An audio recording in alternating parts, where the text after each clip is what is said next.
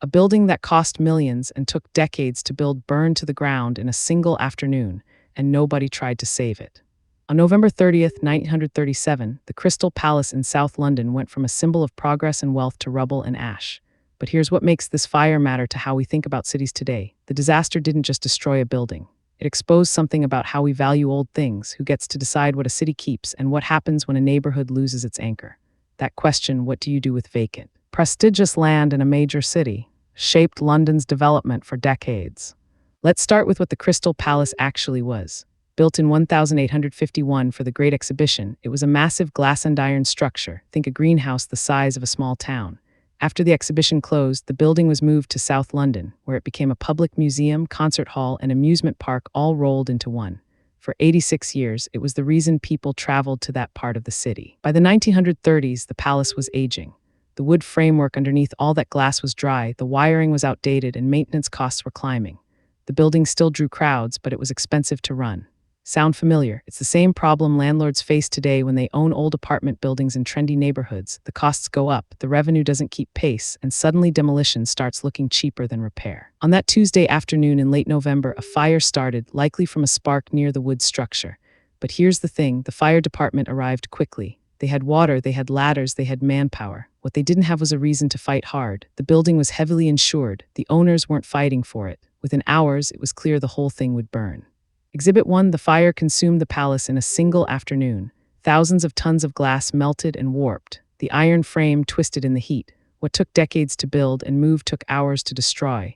Local residents watched from the streets as an entire piece of their neighborhood's identity vanished.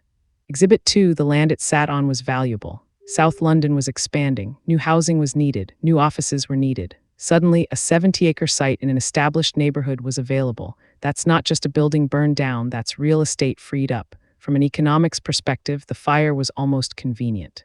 Here's where the urban planning story gets interesting.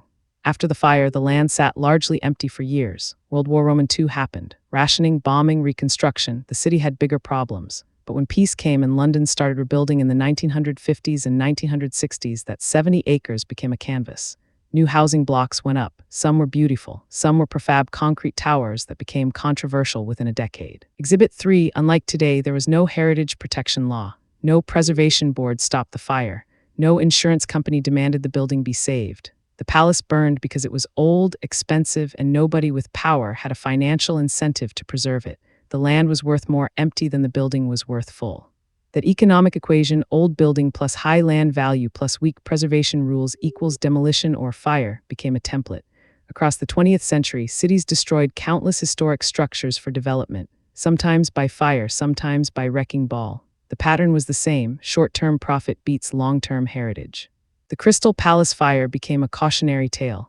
After World War II, Britain started protecting historic buildings. The National Trust expanded. Conservation areas were created. London's building codes tightened. The lesson was written in ash: if you don't protect old things, developers will remove them, and once they're gone, you can't get them back.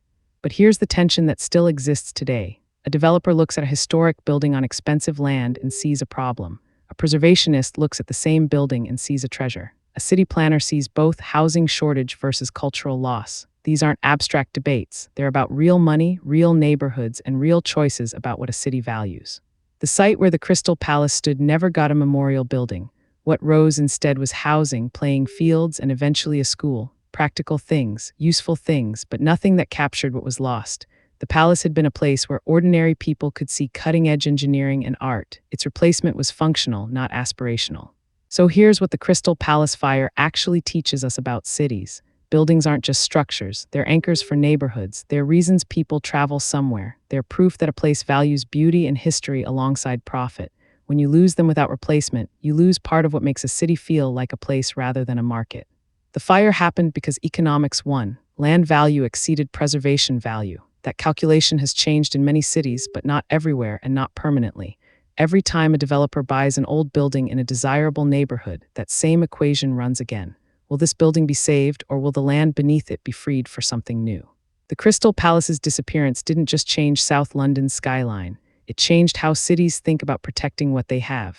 It showed that without rules, without public pressure, without some legal reason to preserve, old buildings lose to new development almost every time. That's not a moral failure, it's an economic fact.